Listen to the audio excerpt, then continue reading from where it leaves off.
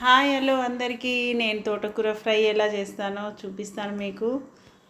First stove వెలిగించుకోవాలి, కుండ పెట్టి oil వేయాలి. ఆయిల్ వేడయ్యేలోపు ఎల్లిగడ్డ, పచ్చిమిర్చి, పచ్చి కొబ్బరి అన్నీ గ్రైండింగ్ చేసి పెట్టుకోవాలి. అంతలోపు ఆయిల్ వేడైంది.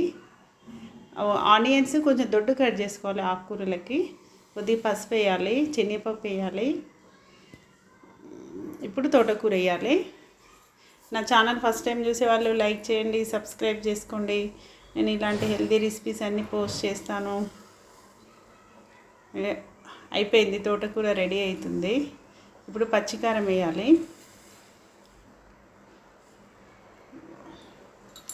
పచ్చికారం ఒక టమాటా కట్ చేసి వేయాలి.